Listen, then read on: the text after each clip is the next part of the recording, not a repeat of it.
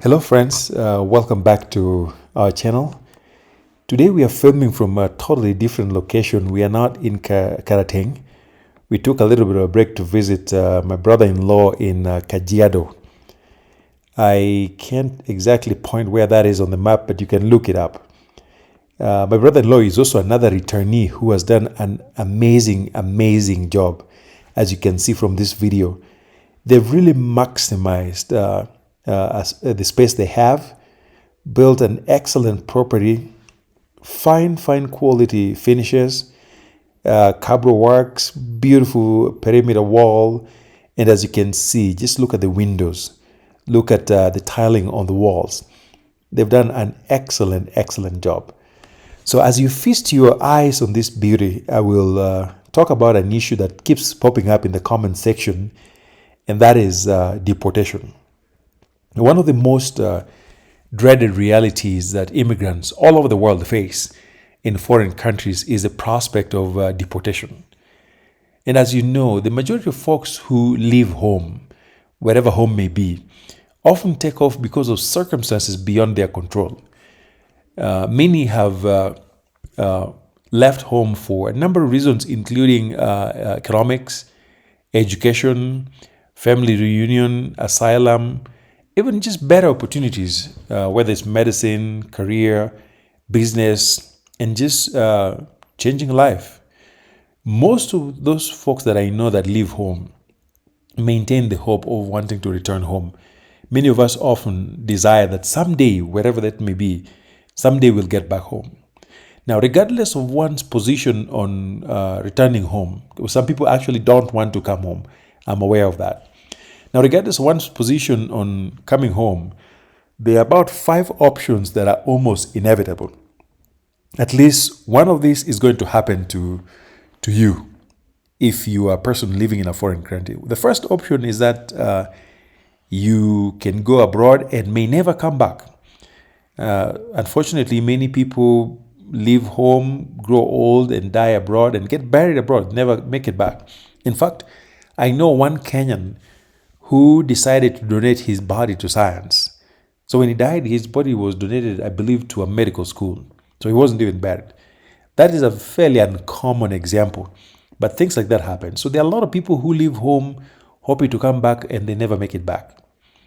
Now, sadly enough, in the same token, there are people who come back as cargo. And that is a prospect that is very scary for all of us. Nobody wants to come back shipped back as cargo. And then the third option is that many folks return voluntarily after accomplishing whatever took them to diaspora. So folks who went to school and are done with school sometimes choose to voluntarily come back. I know many Kenyans, especially those who, those who are doing relatively well. They travel abroad, do what they need to do, and then they just come back, and that's the end of the story. A few other folks, or probably a good proportion of us, end up finding a balance between life in Kenya and life abroad.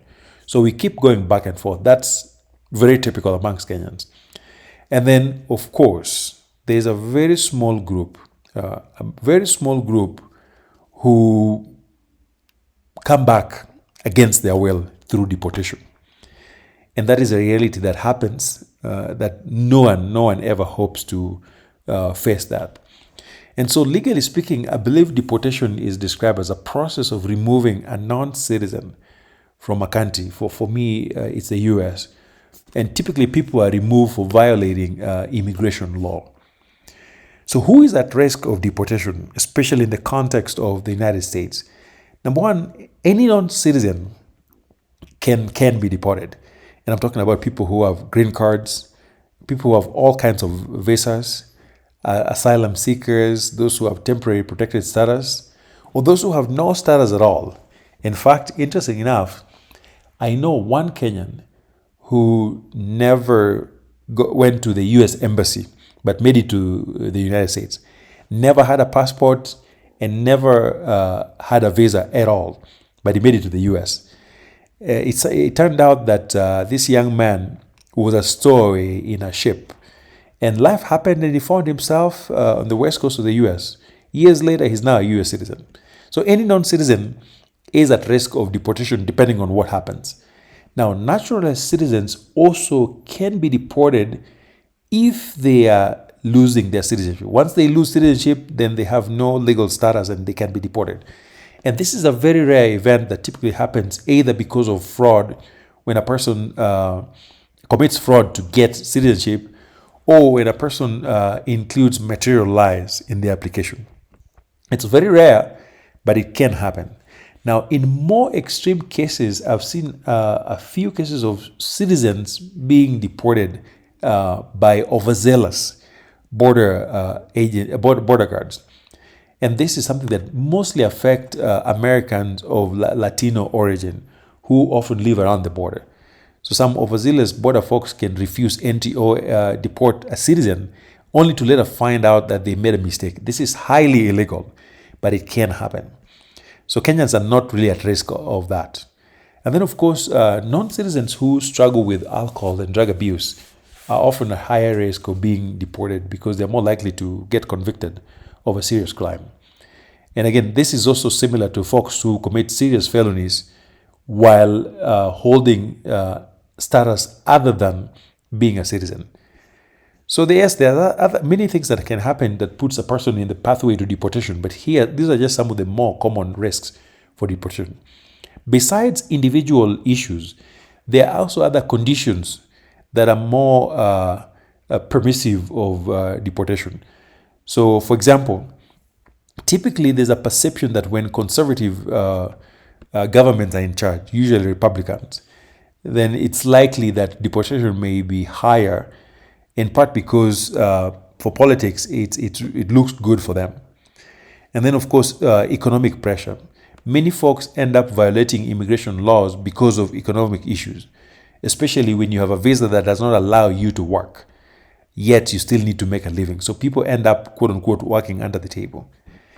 Now, also choosing to live in a conservative state may also put you at a higher risk of deportation, in part because many conservative states tend to work closely with immigration agents. They have a lot more stringent rules about getting driver's licenses, and they're more likely to encourage employers to verify employee status with immigration officials. So typically, conservative states often have issues that may put a person at risk. Sometimes it's just a question of freak accidents. A non-citizen who makes a mistakes that really ends up putting them in trouble may get deported. Now, the other distinct group that is at high risk of deportation are students, in part because some students, many of us, move to the US and have trouble paying fees. And because of that, you end up breaking immigration laws that restrict work for students. So by violating immigration laws, you can be deported. And then sometimes I've seen a small group of students who, even after paying tuition, they simply don't take their studies seriously, end up failing and get kicked out of school.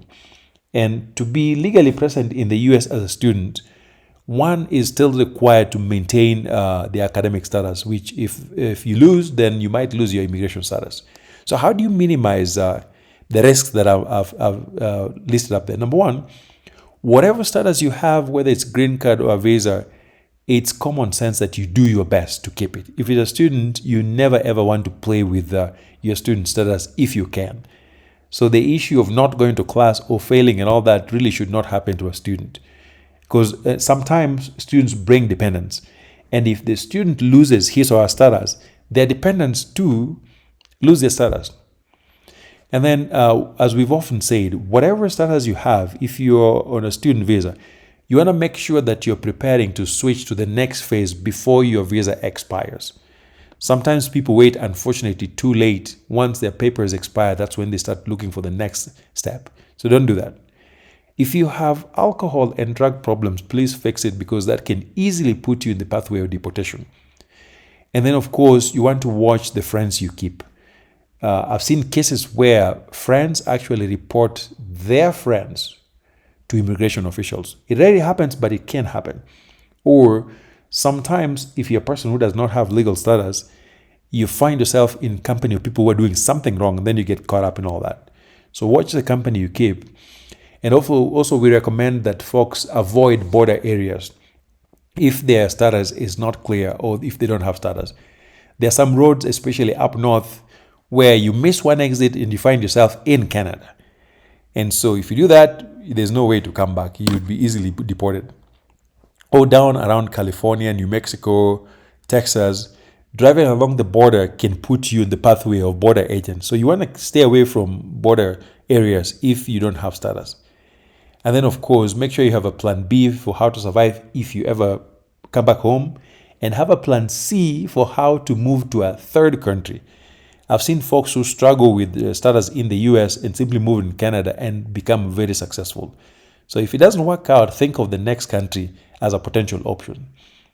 And then, of course, I'll share about 10 things that people who at home can do or should know about people who are coming back through deportation.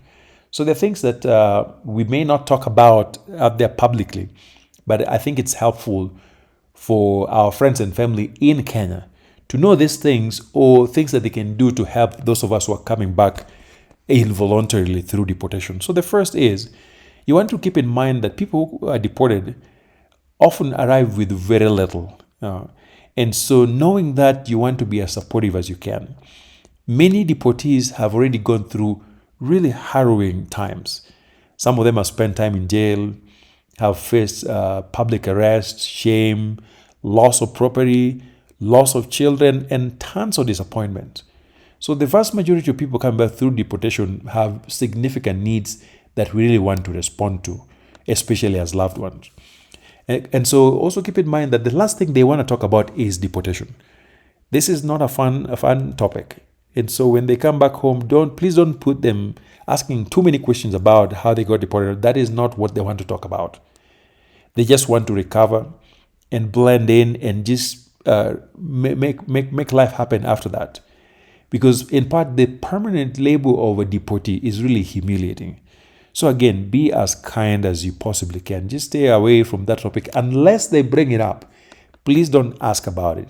They'll talk about it when they need to. Number 6, do whatever you can to help these folks get back on their feet. As I mentioned earlier, many of them come back with absolutely nothing besides the clothes on their bodies. So if there's something you can do to help them get on their feet, do that. And some deportees, many of them actually still maintain hopes of returning back to diaspora, especially those who have kids out there.